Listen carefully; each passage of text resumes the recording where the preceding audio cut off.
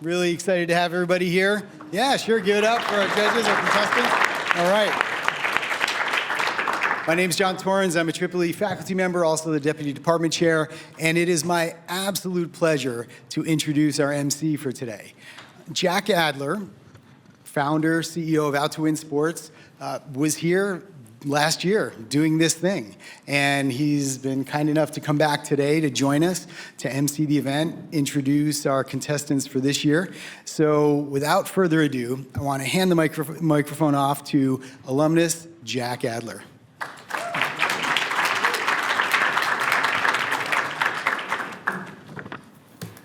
Hello, everyone, and welcome into the 11th annual Orange Tank. Woo, yeah, we can clap. Come on. Thank you. All right, well, I guess before getting started, can we get some engagement? We're going to need you guys excited for this. This is not just any day. This is a time when founders, entrepreneurs have been working on their businesses for the chance here to come pitch, to come win funding, and hopefully have some interaction and excitement from you all. So we're going to need better than that going forward, all right? We're good? But anyways, so I'm absolutely honored to host tonight.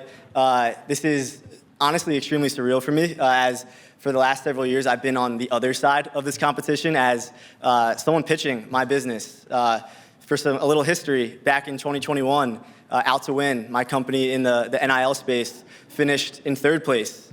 In 2022, we came back again. We finished in 2nd place.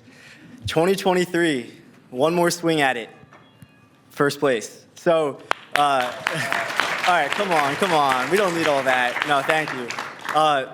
But seriously, the check that we have won from Whitman, it helped propel Out2Win into an entirely new level. And I honestly say, I don't know where we'd be without not only the check, but the support that we've received from Whitman and other staff at Syracuse.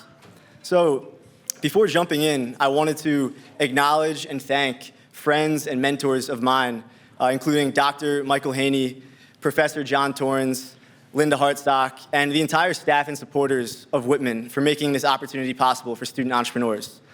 Opportunities like this, to my knowledge at least, do not exist everywhere around the country. So before jumping in again, let's take a moment just to thank again, thank Whitman for the opportunity that they've created accessible for student entrepreneurs here in Syracuse. You can give it up. Now, if you pay close attention to years past, you may notice that I am wearing the same suit that I wore for the last 4 years. So, if any lesson to you founders here as you come up and pitch, if you win the 1st place prize today, it does not mean you have to go shopping. You can in fact use that to reinvest back in your business. You guys can all laugh, it's all right. So, jokes aside, while I'm extremely excited to be on the other side of this, I am a little bit jealous and extremely thrilled for you student founders to come up here and have the opportunity to share your vision, compete for funding, and get the exposure you deserve for your startups. So without further ado, it's time to get into introducing the star-studded panel of judges that we have here. Starting off with Jeff Knaus, serial entrepreneur and co-founder and CEO of Arcovo AI. Jeff built and sold Digital Hive, a full-service digital marketing agency, and now resides in Skaneateles, New York, and is both an advisor and investor in several companies across the AI, fintech space, and more, including restaurants that some of you may be familiar with, such as Exo Taco, Hidden Fish, and Clover. We can clap it up for Jeff. Jeff, thanks for being here. Next, we have Savneet Singh, President and CEO of PAR Technology Corp., a global leader in restaurant technology. Previously, Savneet ran a venture capital fund investing in businesses like Uber and Ripple. Savneet is formerly a Forbes 30 Under 30 and Crain's 40 Under 40 honoree. Thanks for being here, Savneet. Last but certainly not least, we have Stacy Tank, who is the CEO of Bespoke Beauty Brands and a 20-year Fortune 500 veteran. Previously, Stacy was the Chief Transformation Officer at Heineken and an executive at Home Depot. Clap it up for Stacy. A quick fun fact before we jump into it. Coincidentally, all 3 judges happen to have 5th graders living in Skaneateles who play on the same baseball team. Like, who would have thought, right? That's crazy. Just had to say that. I'm sorry. All right, so now for some housekeeping before we jump into it. So we have 3 prizes that will be handed out today, with the third place prize of $2,500, second place of $7,500, and the first place prize of $25,000. Each contestant will get 5 minutes to pitch their startup, and then there will be a 5-minute session for Q&A. Who's ready? Yeah? All right. That's way better, by the way, guys. Thank you. All right, so now for the first pitch of today, we have Ronan Hussar from MacroFlow. Come on up.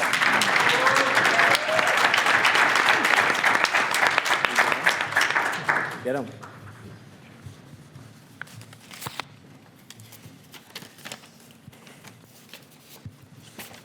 All right, hello. There we go. All right, good afternoon, judges. My name is Ronan Hussar. I am the founder of MacroFlow. How many of you have been frustrated in Excel doing the same task again and again? Now imagine turning those hours into seconds. That's what MacroFlow does. We are the fastest way to automate Excel. This past summer, I interned at the 5th largest consulting firm in the country, RSM. On my own initiative, I built an Excel macro that automated a repetitive process my team faced every day. For anyone unfamiliar, a macro is a small program that automates repetitive actions in Excel. But if one macro could save that much time for my team, how much time is being wasted everywhere else? Today, there are over 1 billion Excel users worldwide, yet only 6% actually know how to create a macro. All too often, Excel users find themselves caught in a repetitive workflow. Most users simply don't know how to automate, so they end up doing the same task manually day after day. For the few who do know how to automate, they may attempt to build a macro, but because the current process is so cumbersome, time-consuming, and fragile, they end up giving up and doing the task manually. As a result, data scientists have found that frequent Excel users waste 2 hours a day or 480 hours a year. Based on the average US analyst salary, that is $24,000 per user every year on tasks that should be automated. For context, this image shows the separate external editor you currently have to enter to create a macro. This complex process is why so few users actually create them. Our solution is simple. MacroFlow is an Excel add-in software that uses AI to write macros for users in seconds. Let me show you just how fast it works. Here we have a product demo of our working MVP.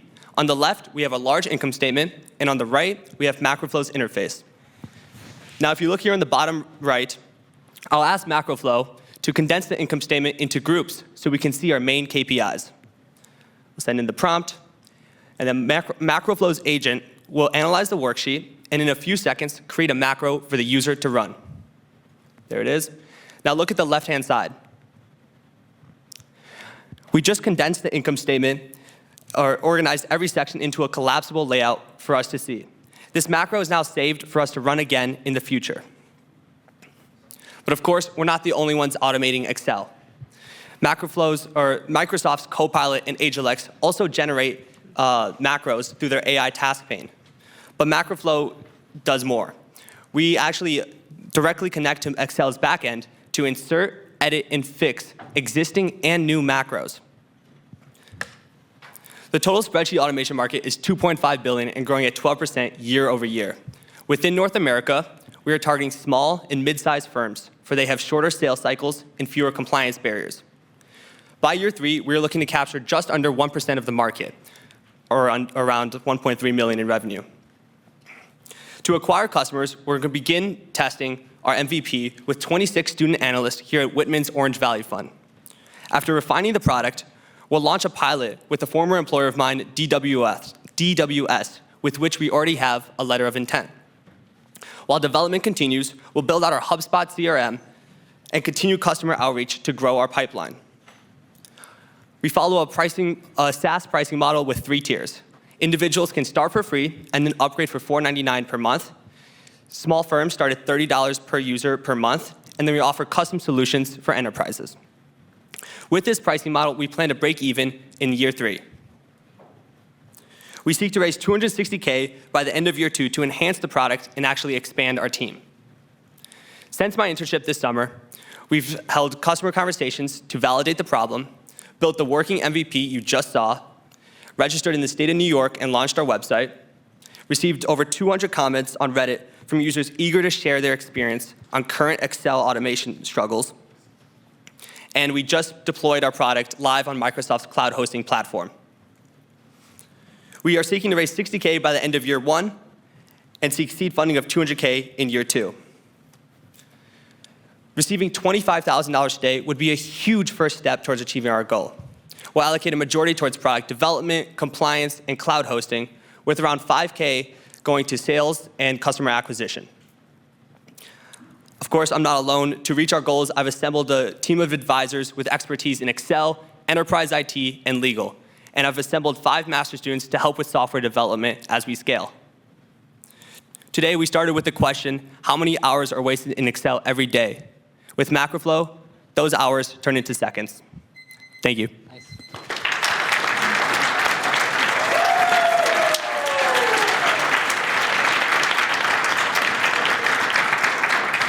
All right, judges, 5 minutes for questions. Start now. I can jump in. I'm going to kick us off. Well done. Right on the buzzer. I'm very impressed by your precision. Therefore, I'm not surprised by your startup being all about analytics.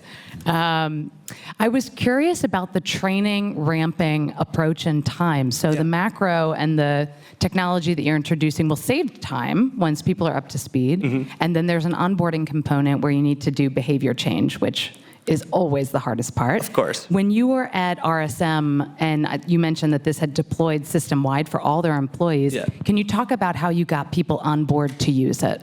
Yeah, that's a great question. And it's one of the things that people fear the most about macros is kind of like it's a new product, it's a new idea. And what I did at RSM is I built a macro that made it extremely user-friendly, right? I put lots of protection so that it couldn't fail. There'd be like prompts that would come up to avoid errors, right? Make it super user-friendly. I'm doing the same thing with MacroFlow. It's super user-friendly. The macros that we create are structured in a way that won't break, that are friendly for users, and so that they run it, we don't get like debug errors or anything like that. Go ahead. What's the evolution of the product? Generally, a tool like a macro is like V1, and your competitors will come pretty quickly and copy it. How do you think this evolves over time? Is it going to be a workflow solution, or is it going to be like a very modular, we're going to solve this problem, that problem? How do you think about that? Of course. So we are starting with, obviously, macros, right? Making them the best and making them available to everyone. But then we could also expand outside of Excel to other Microsoft platforms, right? Like Word has macros, Outlook has macros. But then we're also, maybe 5 years down the road, 3 years down the road, once we get there, expanding to other AI automated processes, right? There's so many workflows that people face that they always think, I wish I had, in a sense, a macro that could do this. We could expand into that area. I'll just expand on that because that's my business, right? Is build our Covo AI builds digital employees to help with workflow automations, and so this is a really wonderful idea. You're going in this, you're in the right direction. We can definitely talk later. The question I have is when you focus so specifically on a product set like Microsoft Excel, inevitably every company is racing towards integration of AI into their natively functioning system, so it makes it easier to work with. And about 2 weeks ago, they launched what's called Agent Mode, which is solving some of this. I love the competitive slide you have here to show the differences of what you do. But as time goes on, I just want to kind of double tap on what Savneet asked. Is if you said 3 to 5 years. What happens when Agent Mode can literally do everything that your solution is currently doing? How do you pivot quickly, and how do you think about that? Yeah, that's a great question. And of course, the main question that everyone might be thinking is like, why doesn't Microsoft just do this already? So they released Agent Mode, which is basically Copilot in Excel, and it is great for one-off tasks and for creating these one-time solutions and analysis, but it doesn't solve the fact that there's still hundreds of thousands of macro code out there in the world that companies still use regularly and rely on every day. Once Excel wants to convert to full online or full AI integrations, they still need to convert those macros that people rely on, that companies rely on, into Office scripts or other forms of automation, right? Their current processes right now, they can't handle that. Macroflow can. Macroflow will be the only one that can because we are focused specifically on VBA and VBA macros. Great. Just one more quick one. So the pricing structure, you said user can start for free, 5 prompts per month, then $4.99 after. Is that $4.99 unlimited prompts after that? No, it's still limited, right? Because the individuals, what's great about them is that we could reach them through LinkedIn networks, through Reddit. But what we really want is the individuals to use the prompts, get limited maybe at like 10 prompts a day or something, right? We don't want to overdo it. But we want them to go to work and then not have Macroflow at their company, right, on their work scene, and not be able to work without it. That way we could use them pretty much as salespeople to get into all these small businesses, which is our primary market. Time for one more question. Let's do it. Who's the ideal customer? So obviously you're focusing on small businesses, but what is that? Is it just consultants, bankers? Like, how do you think about that going forward? Of course. So the ideal customer is really any company that relies heavily on Excel, right? That's what we do, is we prioritize it. But within these firms that are like accountants, consultants, investment bankers, we're looking to target users that are within the intermediate range, right? This survey, I'll finish this thought real quick. This survey is based on how office workers rank themselves. We're looking for intermediates that spend at least 30% of their day in Excel. Thank you, guys. Thanks. Yep.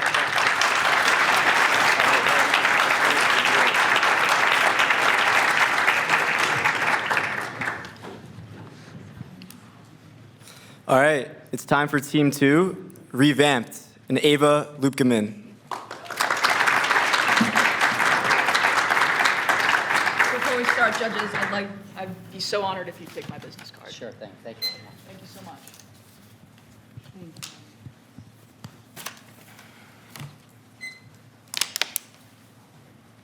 Let me just get the, there we go. All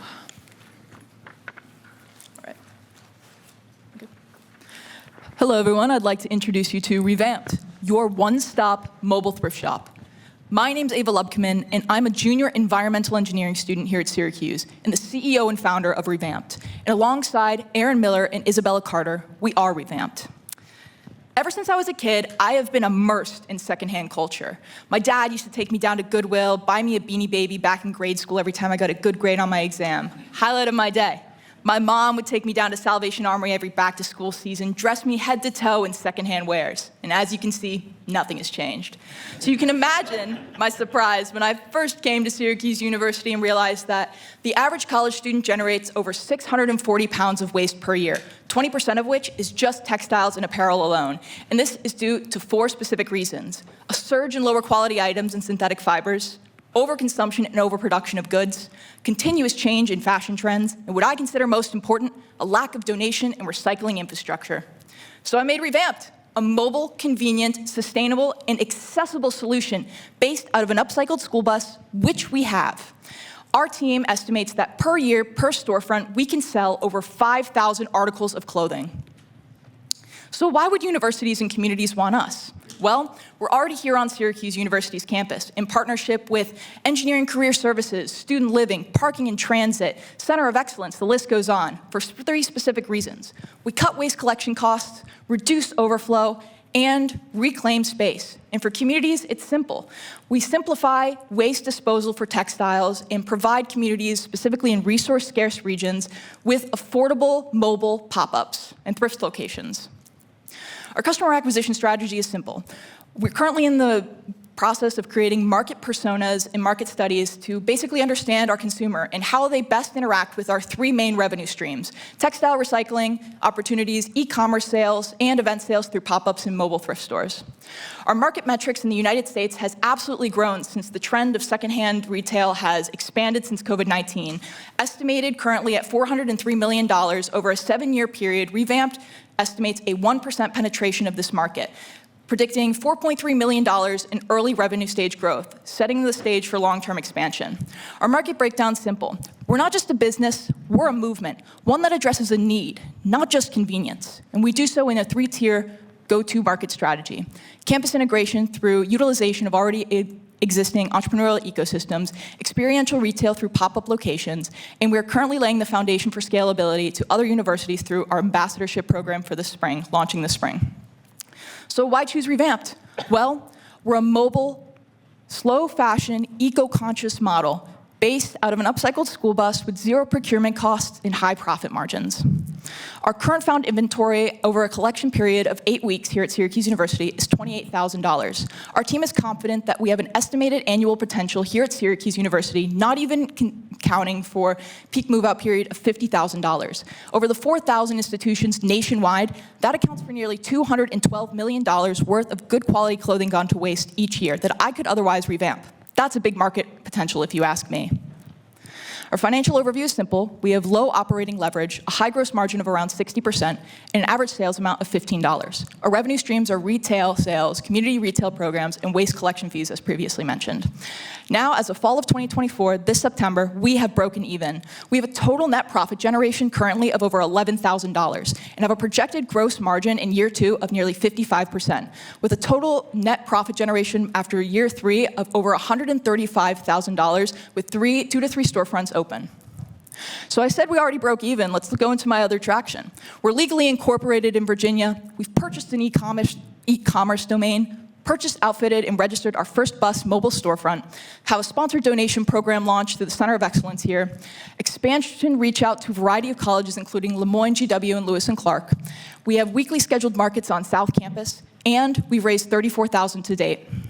Our roadmap started in 2024, and with our first bus being mobilized, we project this spring to launch our first ambassadorship program, franchising the model to different colleges in the central New York area, such as that of Lemoyne and OCC we're in conversation with, and beyond to George Washington University and Lewis and Clark, which I personally have traveled out to when I graduate this coming spring of 2027.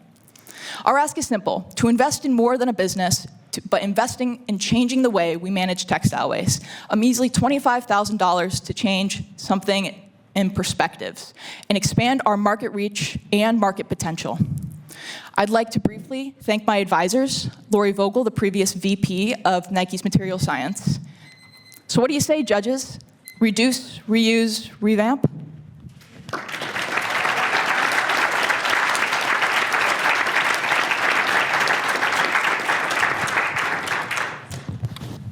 Yeah, well done.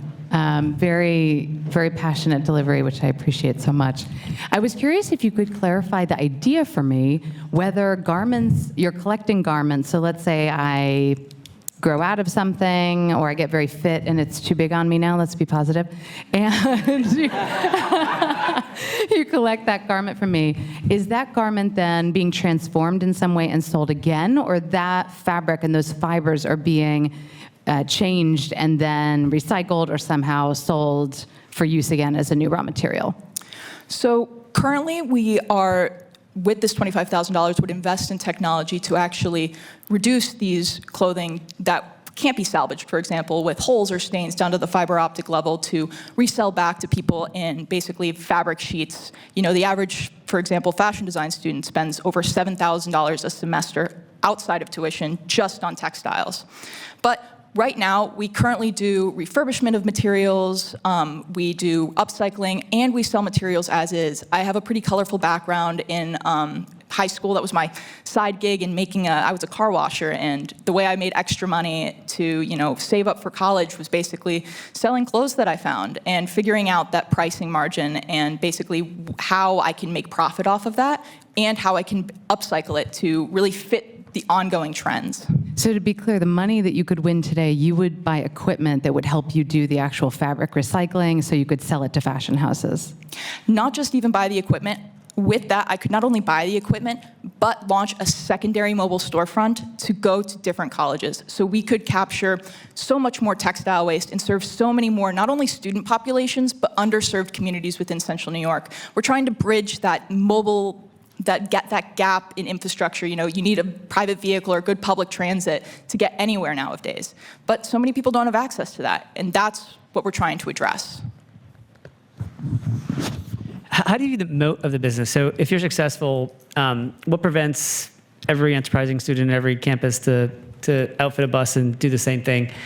Do you think that's brand? Like, how do you think about ensuring you can capture that $200 million market or a big piece of it before competitors come in? Absolutely. So we're actually trying to launch an ambassadorship program, as I mentioned previously, and we loosely use the term franchising. But basically, what we'd be doing is sponsoring students on different campuses. We're currently trying to do an ambassadorship program here in between that of Lemoyne College to start our first prototype of that and pilot. But it would basically provide students with a playbook, how they can, integrate themselves on campus, address this need of textile waste, which is evident everywhere, especially in college campuses, and how they can make something out of it. May those resources be resources on how to fund money. We'd put down an honorarium for them. The school would aid in funding such, and we could teach them the fundamentals of not only sustainable practice, but entrepreneurship as a whole, and creative and social impactful entrepreneurship specifically. Is there an incentive to give your clothes? Like, what do you use to make sure that Jeff doesn't throw his next shirt away and doesn't in this way? I would never. What's like that? What's the push or the pull? So we're trying to address accessibility and convenience specifically. People normally throw away clothing because there is no accessible donation infrastructure. One thing for students specifically here is that, and this is what we've seen with our pilot, is that there is no donation infrastructure available. So we're launching donation programs that are specifically in the dormitories, specifically in their everyday spaces, so they don't have to go out of their way or have access to private vehicles in order to discard of such in a eco-conscious fashion. So we are bringing to them the donation infrastructure and specifically trying to serve them in that way. Hey, congratulations on creating a profitable business already. That's phenomenal. I really loved hearing your story and pairing that with social good. Wonderful, wonderful job to this point. I've been wrestling with how to ask you this question because I want to be direct and allow you to answer it. Is this, if you can be honest, is this a profitable business that does good, or is it a nonprofit that needs a subsidy? Would you prioritize the social good over the company? Because I have to answer a question around market opportunity and potential returns and scaling. I think you had in your numbers, if your part-time driver gets an accident with 20K of inventory, is your insurance cost really going to be 2K? What are those labor costs? Have you thought about the scalability of this model, and how are you thinking about growing it as more than just a really cool social cause business? Absolutely. So our financial model actually takes into account having full-time employees by year 3, so with salaries. So take into account that. With insurance specifically, we intend to, we are currently insured and intend to expand on that policy. We're currently through Progressive. So it really would be, we've checked with our insurance company for the addition of, let's say, 1, 2, 3 storefronts, and thinking in the short term, but eventually long term. But yeah, it would be $2,500, $3,000 at the most. Thank you. Absolutely.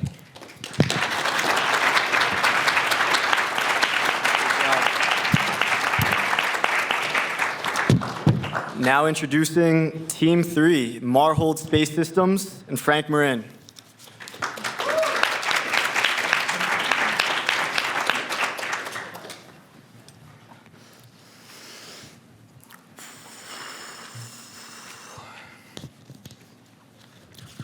Space, full of imagination and filled with possibilities.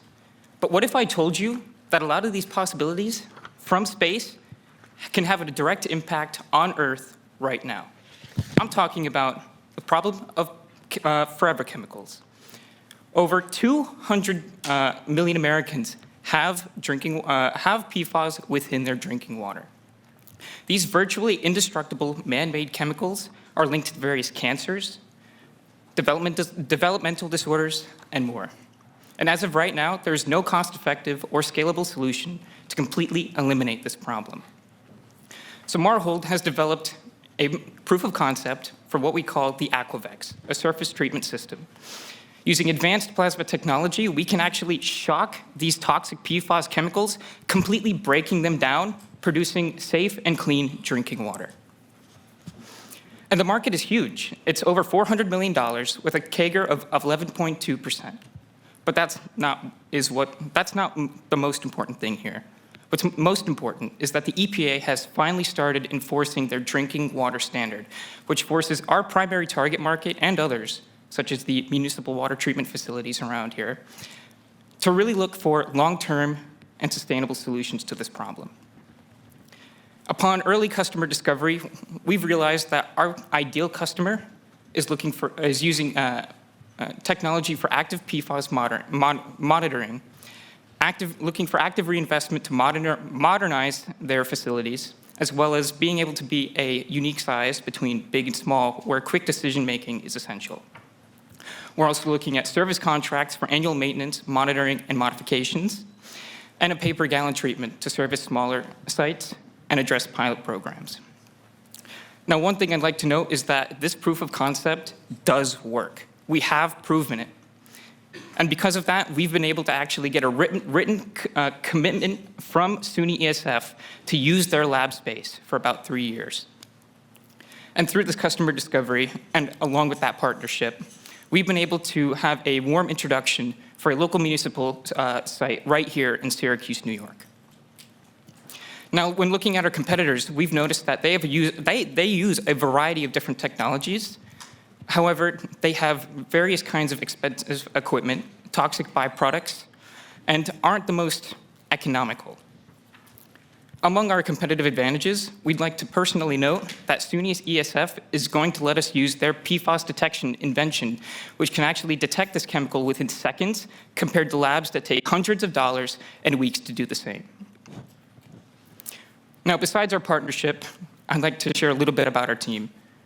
We've come from different paths and have come together to solve big problems.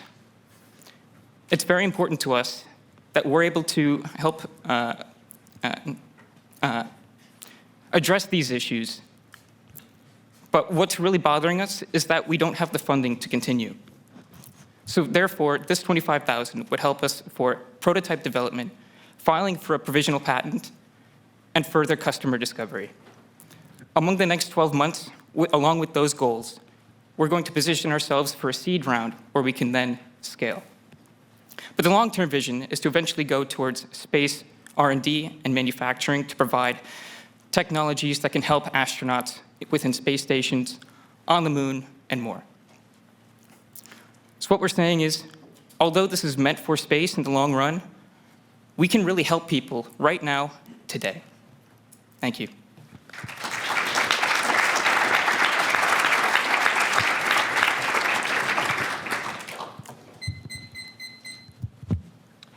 Yeah, great job. Thank you so much. Big problems to solve. My question, I guess, you focus so much on the terrestrial PFAS market. It's so big. Why dilute the focus and thinking about space? Like, why the transition? If you could just solve this, it could theoretically be a massive business. So there are a couple of ways to kind of look at this. We are still a space company, which is why we didn't change the name. But the end goal is space. However, we recognize that due to the current government market right now, there's no guarantee that for aerospace and defense companies that you will get a contract, let alone you will continue to have the same contract that you have. So in one sense, what we're really trying to do is diversify and mitigate those risks because there are no guarantees. Now, looking at the terrestrial aspect, we were looking at space systems to begin with. It really just trickled down into, okay, but how can we do this now, and what are the opportunities out there? And we just happened to stumble upon this. So, thank you. So it's a big idea, and I think for all big ideas to work, there's got to be an assumption or two you have to believe for that outcome to come true.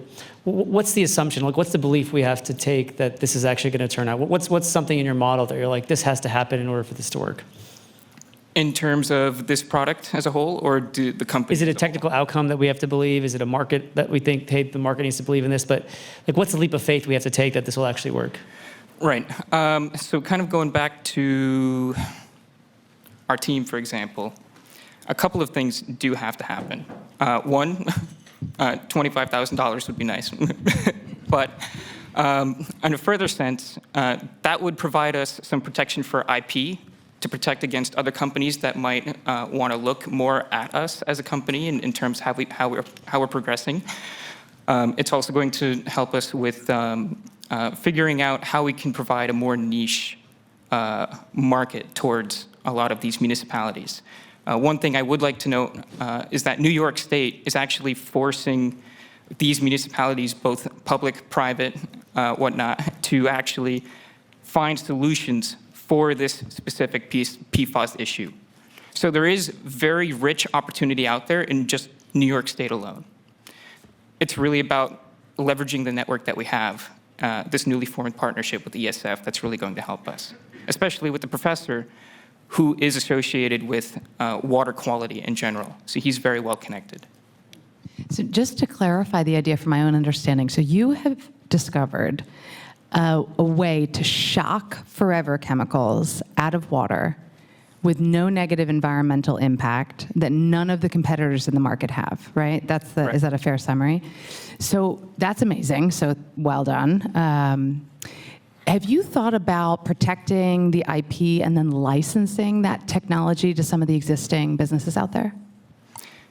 It's not an option. However, we really want to understand what this technology is going to look like down the road. And that partnership with SUNY ESF is really going to help us understand what that technology is really going to look like. Because although we can distinguish ourselves with, against all these other technologies, including other plasma devices, we don't have concrete numbers as of right now. But that will happen once we understand what that device looks like. So at that point, we'd be able to understand that path forward. Just to add to that question, according to your deck, 25K would help, but it sounds like you're decking it against design finalization, optimization, and patent filing. Those are big things to tackle, and I don't know that 25K does it or does it. And if it comes up short, what is your plan for further funding? So there's a couple things with that. One is that a lot of the materials that we need to actually produce this aren't super expensive.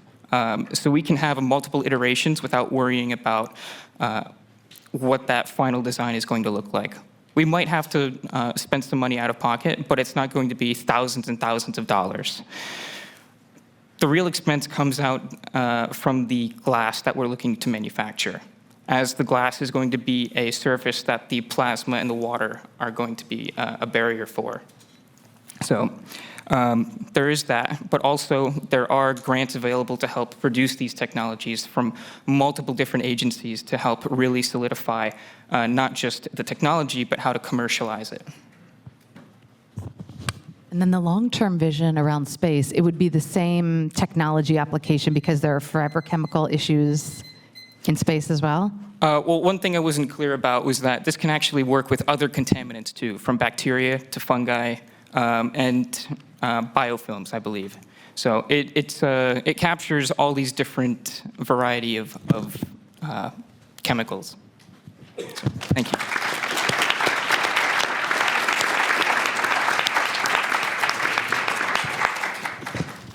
All right. Last but not least, we have Team 4, Wingstat, and Jack Veneris.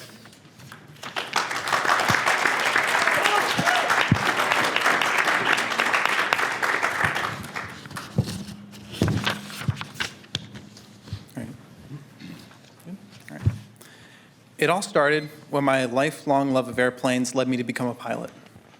I first had an idea for people to buy shares in airplanes, but upon doing further research, I found a bigger problem for brokers to have better, more actionable data.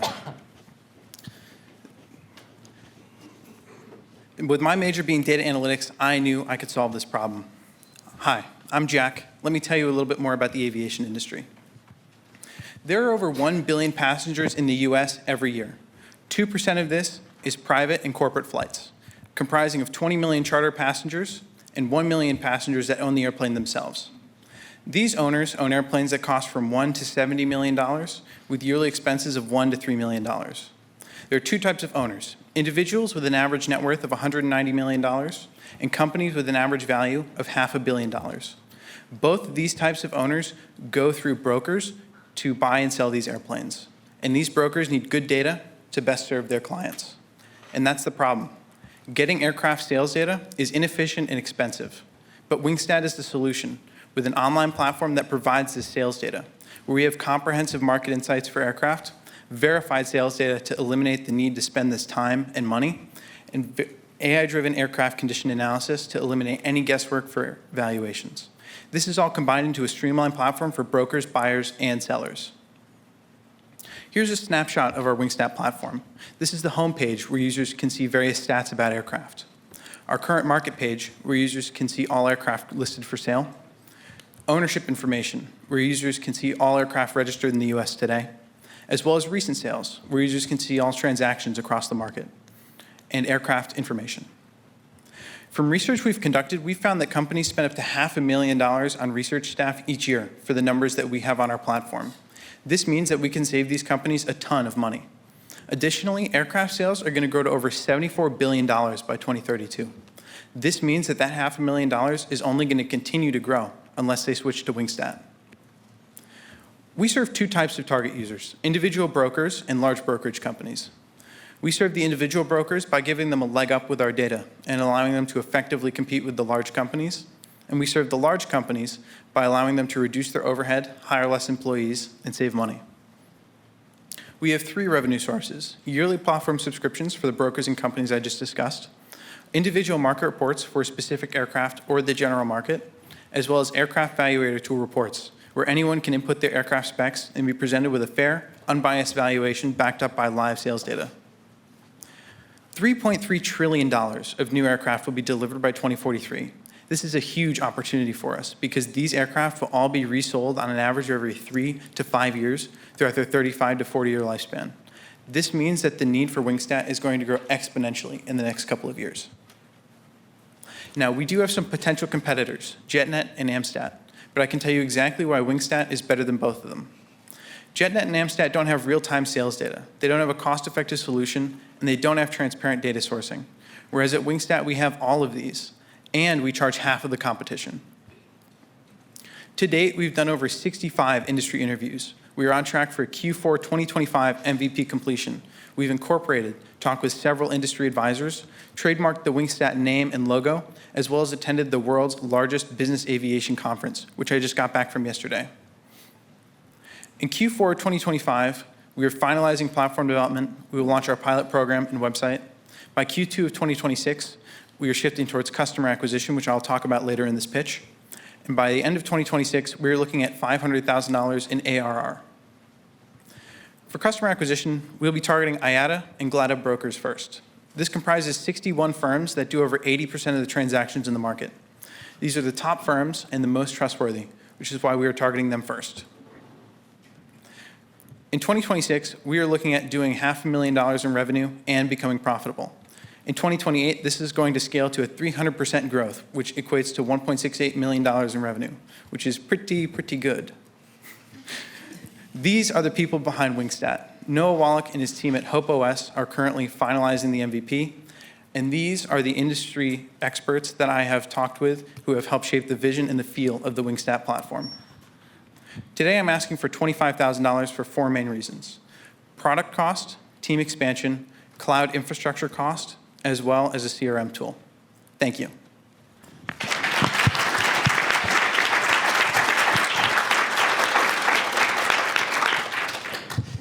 Great pitch, and I love that you've already built something.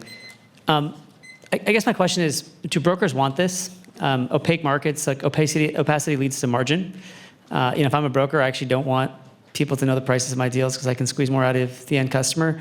How do you think that will play out? Historically, brokers exist because of information being captive. If this comes out there, does this kind of kill their business? That is a fantastic question. So this is a real problem, and brokers have voiced, especially from our customer discovery interviews, they have voiced a want for greater transparency because not only does it might potentially help their competition, but the most important thing is that it helps them. It gives them more negotiating leverage, and it helps them do better deals faster. I couldn't help but thinking how many consumers would be interested in this data who will never buy a jet. How many people go on Zillow and just have fun for entertainment purposes? So I was wondering if you've considered a consumer angle making this data accessible for sort of entertainment value. So we have not considered that, and actually we have considered that, but we are not going in that direction given how typically opaque these prices are and how closely they're kept to especially the broker's chest. It's not something that we necessarily want to give to everyone and put it out in the public eye.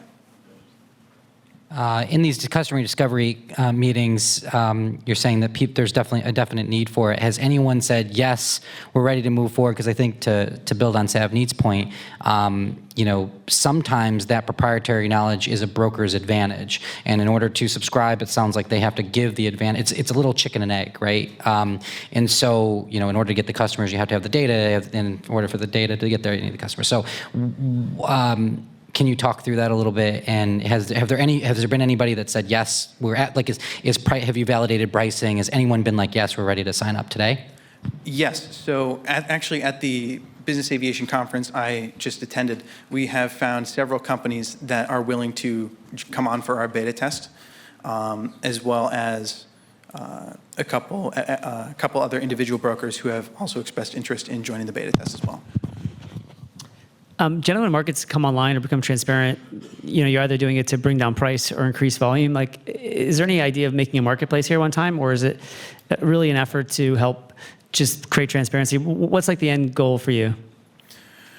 Well, the end goal is to really create this transparency in the market. We envision expanding into more than just business jets. We expand, in the next couple of years, we'll expand into commercial airliners as well as piston aircraft, helicopters, and things like that, as well as horizontal expansion into aircraft maintenance, other things of that nature.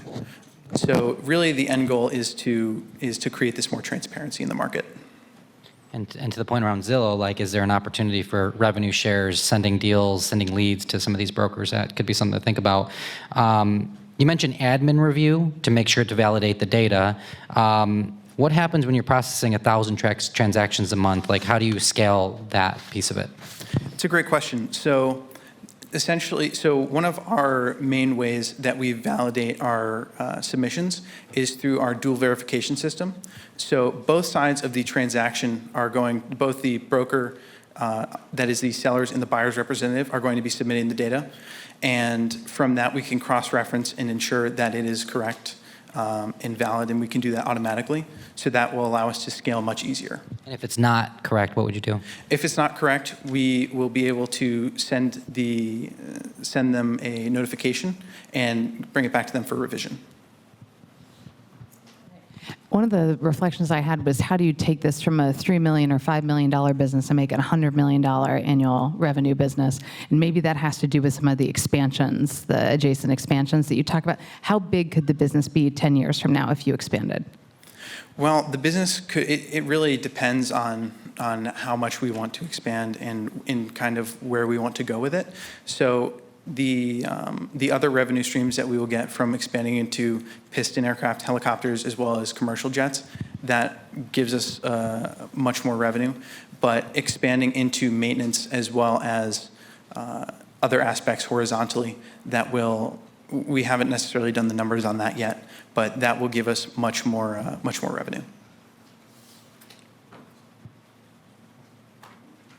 Thank you. Thank you very much. Good, well done. Thank you. Good.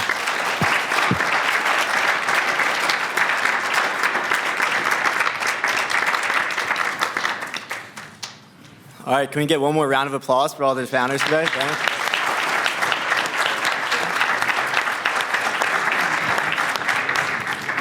All right, so they have asked that for the next few minutes while our judges deliberate, that I keep you all entertained. So I'm going to have Indaria come up here and have a little Q&A session. In the meantime, judges, you can follow Professor John Torrens out to deliberate and come away with a few winners here.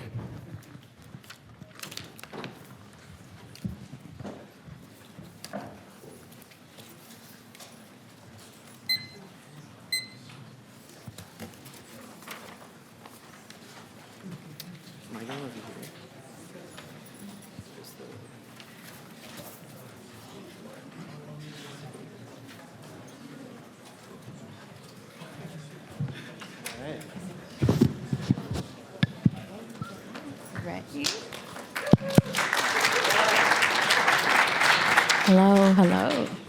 Thank you, everyone, for coming here today. I'm Indaria, Program Manager of the Corey Hatchery Business Incubator here at Whitman. And while our judges take a few moments to deliberate, I want to turn the spotlight to our host, someone who knows the stage well, Jack Adler is a Whitman alum who embodies entrepreneurship and innovation. He pitched in Orange Tank 4 times in a row, lost 3 times, and then he won big on his 4th. Since then, he's raised over $1.3 million and built Out2Win, a sports tech platform connecting athletes and brands. Let's welcome Jack back to where it all started.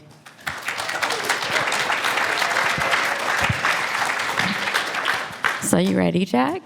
Let's do it. Okay. So I want to hear more about how you pitched 4 times before winning Orange Tank. What kept you coming back, and what shifted between losing 3 times and finally winning?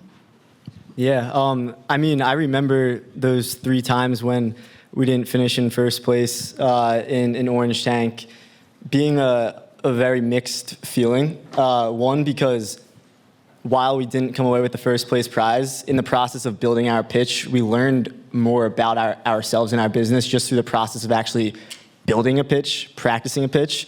Every call that I went into from that point forward, I was better at pitching our company because I'd put so much time, focus, and effort into doing so. Another thing worth mentioning is our first angel investor in Out2Win was a judge that chose us not to come in first place. Wow. That reached out to us on the side after the fact asking to get involved as an investor. So not only, did we learn a lot, but we also brought in a lot of, just from the exposure of, thankfully we have such a great crowd coming out to these events that, who knows who's here today. Maybe we have an investor who wants to reach out to me after. I'll throw my, no, I'm kidding. It's in all seriousness, who knows? So just the opportunity to get up in front of a crowd and be able to pitch your vision, be able to showcase your attraction, that in itself is unbelievable. But then to be able to then, come back for a 4th time after, having not finished in first place, it shows you the classic cliche of getting knocked down, get back up one more time. It really is true, because if you keep getting back up, you physically can't lose.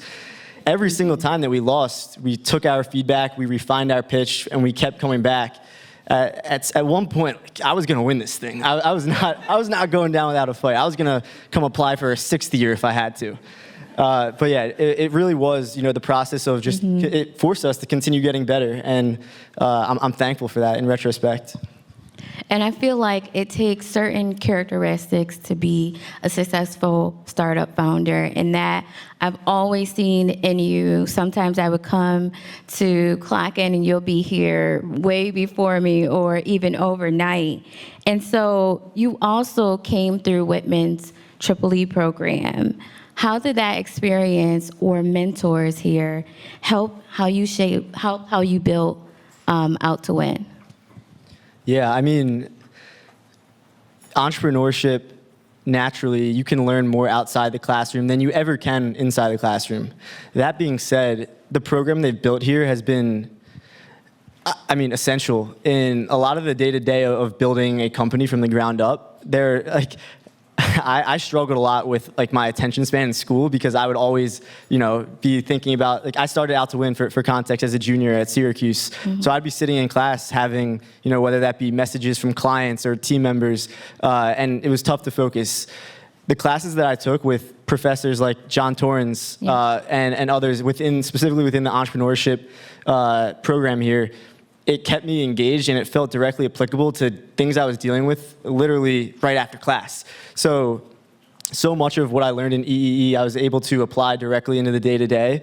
And that shows, it shows when you look at the prestigious founders that have come out of Syracuse, and you look at, the group of entrepreneurs who are building businesses today, it's no surprise, because they legitimately prepare you to be ready to go compete with the best of the best while you're even in school. So, I guess that's my answer to that. That's amazing. That's an amazing answer. We love the EEE program, obviously. Now, and I've been following you for a while because we've known each other for many years now. And I'm on your newsletter. I'm on LinkedIn. I'm all over Out2Win. And I see that you recently raised the $1.3 million and built a 7-person team. So what's the biggest lesson in going from a solo founder to building a team while raising capital? Yeah, a lot of the lessons that I took into raising capital for the first time were things that I actually took from these exact competitions, because pitching an investor it's pitching your company. It's not on a big stage, and it's not in front of a huge crowd. But the storytelling piece of it, telling a certain narrative that can, at the end of the day, you're pitching to human beings, and they make decisions emotionally. So a lot of what I learned here is that it's not always the best business that wins. It's actually the best storytellers. It's the ones who can bring their business, their vision to life. And I learned that, luckily, going into fundraising, because we were actually able to raise a pre-seed round before we even had $1 of traction with the new product that we were launching. So that all came down to the ability to storytell. Fast forward 6 months from then, we were able to raise the $1.5 million round in order to fuel our growth. And all of that was taking the narrative, it was taking the story of what we had built in those 6 months. And so much of that storytelling I'd learned from losing in these competitions and understanding what was actually going to not only be able to properly speak out the vision, but also pull on the heartstrings of the people you're speaking to and get them behind your vision and get them to believe in what you're building. But raising capital out in the market, I learned a lot of things that I took from competitions like this at Whitman and the Launchpad. I love it. And so you launched Out2Win in 2021, right? Yep. And that was pretty much right on the cusp of the NIL law changes and things. So now the NIL space in sport tech is kind of crowded. So can you tell us a little bit of what makes Out2Win stand out today? Yeah, so in July of 2021, legislation was passed allowing college athletes to monetize off their name, image, and likeness for the first time in history. So prior to that day, college athletes could not make a dollar, a cent off of themselves, off their personal brand, off the tremendous value that they were bringing to universities. 30 days later, Out2Win launched. And no, I'm not some sort of genius. I honestly, I don't know. It felt like right place, right time. That previous summer, I had interned at an athlete marketing agency helping pro athletes navigate their personal brand, helping them partner with businesses. And I recognized when NIL was passed that the students that I was sitting next to in class, the college athletes, now had the opportunity to earn these same type of brand partnerships that I had spent a summer learning about and putting together. So August 2021 comes around, and I began literally walking into every store on Marshall Street, Varsity, J. Michael, walking up and down Destiny Mall, going into businesses, pitching them on why they should partner with college athletes. Most of them, their first response was, what? Is that allowed? And before I could even sell, I actually had to educate, which was one of the hardest parts about it, because we were told no time and time again. I was told no hundreds of times before we actually landed our first brand deal, first opportunity. Fast forward 2 years, we were working with brands like Reebok, Oakley, and Nerf, helping them build their first ever NIL campaigns. And we were handling the creative behind those deals. In terms of a business would provide us with budget, we would go have a team of videographers create content that helped that athlete properly tell the story behind the brand and why their consumers should go buy their product. What we realized in that process, from having feet on the ground, from working with those businesses, is that these businesses didn't just care about how many touchdowns you throw. They didn't just care about how many goals you can score. They cared about how can they move the needle for me as a marketer. I'm investing my marketing budget. How can they help me see return on that investment? But they didn't have access to the data they needed. They were taking shots in the dark. If you Google the athlete's name, you're going to see how many touchdowns he threw last year. You're going to see how many goals he scored, but you're not going to see how does he stack up against other athletes that I could choose between as someone that's going to represent my brand. So we pivoted into building what we refer to as the Athlete Marketing Intelligence Platform. And it's a database of athletes ranked by an algorithm we built called the Out2Win score that stack ranks athletes based on their off-the-field marketability. Now, all that to say, our differentiator beyond our proprietary technology, beyond anything else, is the time we spent with feet on the ground talking to prospects from not a lane of trying to build technology to go make money, but understanding their pain points and finding the best way to solve them. Whereas a lot of our competitors in the market saw the big dollar signs around NIL and they went and started the technology that day. We spent 3 years in the trenches, working with brands, working with universities, and then we went and pivoted to go build something bigger that can solve their pain points.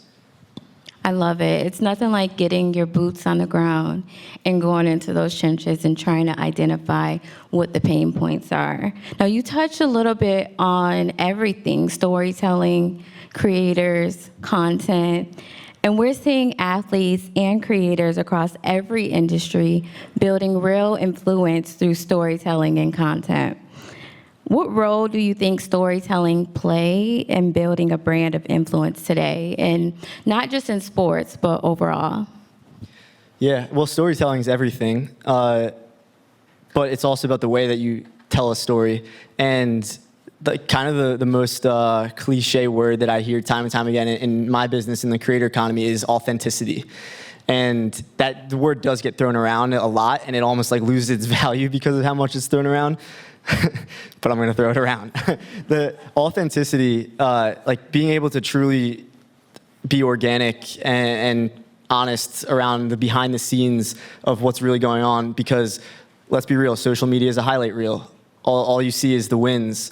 If you can take people behind the scenes and show them the true gritty work in the trenches, the losses, the adversity, the authentic moments, throwing that word around again, it can really, it can build a fan base, and it can build true relationships with those people that are consuming your story, your content. So all in all, like if you can truly find a way to take people behind the scenes, that's the way to tell a story versus only showcasing the highlights and the wins. I agree. I couldn't agree more. And I'm very excited that Whitman recently announced its Center for Creative Economy in partnership with Newhouse. And I'll tell you a little bit about that later after we chat. Now, we just have one final question. You're back here as a host, not a competitor. What does this full circle moment mean to you? And what do you hope today's student founders take away from your journey? Yeah, this moment means a lot to me. Yeah, it's surreal to be back here, to be back on the stage, not as a competitor, but as a host. I've been walking around campus for the last couple of days and just looking inside the Whitman rooms, looking inside the launch pad, like places where I spent years building this business with the ultimate goal of being able to go take this company full time outside of school once I graduated. To be back here and to be able to, one, be able to say that we accomplished that, and two, to be able to say that we're just getting started, it's truly surreal. And then on the flip side, to be able to meet with and work with some of these founders that are in the same shoes that I was in a couple of years back, and to know that the opportunity they have in front of them, not only for potential funding, but for the potential opportunities that can come beyond this pitch, like that just excites me. I was talking to Linda earlier about the opportunity that exists for like alumni to come get back involved, because it's just, this is everything. Like, this opportunity does not exist once you're out of school. When, like, let's be real, when you graduate and you have a whole new slate of responsibilities and a life to build upon, you don't have the same runway, the same opportunity to go out and try things, to experiment, to fail, to succeed. This opportunity truly exists in a way that it won't ever again while you're a college student. So that's why I'm so passionate about student entrepreneurship, taking shots, throwing yourself into the fire, because in all reality, you really never will get this chance again in your life. I mean, you could, but it's an even larger risk than you have today. So I've been a massive advocate for student entrepreneurship, and I'll continue to be. Well, you're starting to sound a little bit old, Jack. Oh, come on. But thank you so much for bringing it home. Thank you. So, yeah.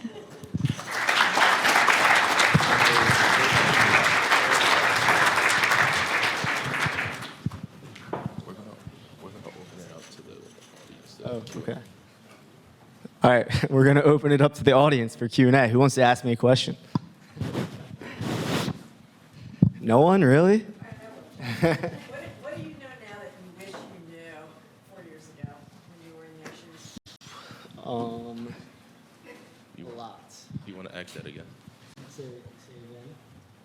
What do you know now that you wish you knew 4 years ago when you were in their seats? That's a really hard question. So, one of the things that I always was told when starting a company for the first time is that the best part about being a first-time founder is the oblivion. You don't know how hard it is until you're knees deep in it, you're in the trenches, and you're like, dang, it's pretty hard. I'm glad that I didn't know as hard as it was, because now, luckily, I'm addicted to it. What I wish that I knew when starting it, shit, it's such a tough question. What I wish I knew when starting it, honestly, I would say just how much that I would learn regardless of the outcome. Because, you know, to be entirely transparent, like there were times when I considered quitting. There were times when the business just got so hard, so overwhelming that I wondered if it was worth continuing to go forward. And in those moments of questioning whether or not to continue moving forward, in the back of my mind, I did tell myself, everything that you've learned up to this point is going to set you up for the success the rest of your life, no matter where you go. And I didn't realize that when coming into it, that winning wasn't the success of the company or the failure of the company. Winning was everything that's come in the journey of building it. So I guess I wish I knew that. Yep, we got a question over here. Appreciate you. So my question is, given that you said that you've done this 4 times, could you walk us through how it was from the first time to the 4th time? What improved, what lessons did you learn from each time, and what sold it for you the last time that you got it? Yeah, I mean, one thing that I've never shook is the nerves of pitching up on this stage. It is really scary. You come up here, you work for weeks leading up to it to prepare and sometimes, memorize what you're gonna say. And then the second you get up here, you look out and it's just like, it just hits you. Like nothing that you rehearsed is in your head any longer. It's like a moment of shock. You like black out while you're up there. Like you guys agree? No, maybe? Yeah, so it's really tough.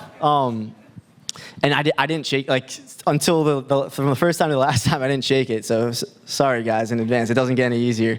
But that said, like, I learned, I mentioned this earlier, but I learned how to refine the storytelling to, like, at the end of the day, the numbers are great. Being able to show your traction, being able to show your projections. But the thing that's truly going to win you these competitions and eventually help you raise money when you're going out into the market, it is the story. It is the narrative. It is the emotional side of it too. I said this like before. These judges they're human beings. They're thinking emotionally. They're resonating with things that they have in common with the pitch. So a big thing that I did prior to my last Orange Tank, in which we won, was I studied the judges. I tried to better understand what was going to pull on their heartstrings. I did the same thing when raising money as well. You study their background. You study where they went to school. So when I pull up an example of a college athlete, oh, really? You went there? That's crazy. You come in with more background knowledge to understand how you can pull on those heartstrings. When we won first place in 2023, one of the judges was Aaron Krause, the CEO of Scrub Daddy. And little did everyone else know, he had a son who was a college hockey player who had a really strong TikTok presence, and he was under the radar, but he had an opportunity to get sponsorship deals thanks to a platform that helped brands find them. So like knowing that going into the pitch, there were ways that I navigated the story to directly resonate with a judge who I knew would have pull on who eventually came out as a winner. Please don't tell the others that. I don't think anyone else knows that. But being strategic around knowing who you're talking to at the end of the day, it's extremely important. Thank you. Yeah. Good. All right.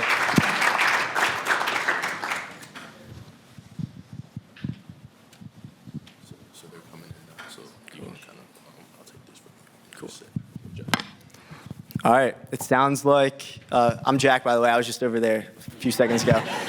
It sounds like we have our winners selected. The judges will now return to the room, and we will have John Torrens come up shortly to announce our winners. Yeah.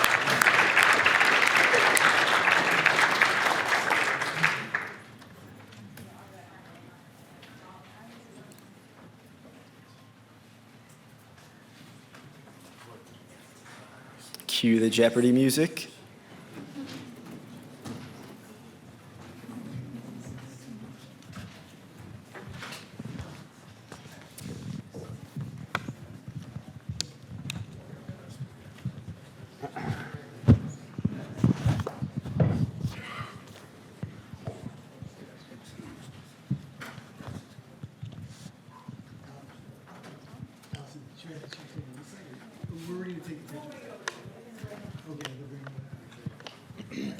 Yeah, sure. All right, everybody, you ready to hear the winners? Sort of? All right, cool. So first, a little context. We had over 50 applications this year for Orange Tank. So there was a whole army of judges that went through the first round and selected the final 4. So for the 4 that pitched today, they were 4 of 50 that made it to the final round. So let's give all the participants one more round of applause.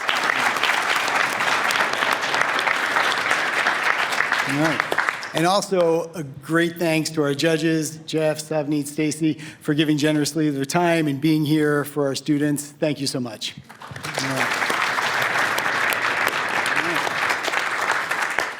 This is always really hard. I get the privilege of being in the room where it happens, and it's always really interesting. They wanted me to make an announcement that this was indeed hard, and they wanted me to explain a little bit of their rationale. So wherever possible and as much as they could, they stuck with the rubric in recognition that this is still a university and there is a learning component to it. But they also wanted to overlay which company they thought could make the most of the money that was available to them. So with those two things combined, I'll go through their top 3. In third place, for $2,500, MacroFlow.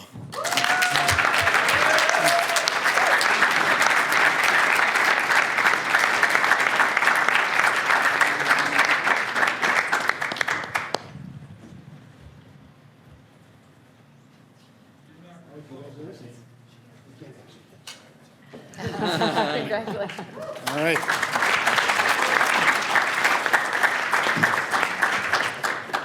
In second place, for $7,500, Wingstat.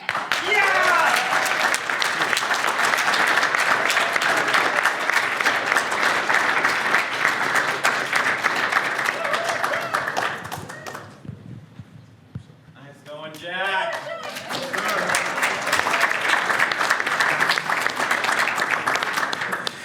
And we're going to take a short break before we... No, just kidding, of course. All right. So in first place, the grand prize, $25,000, goes to Revamped.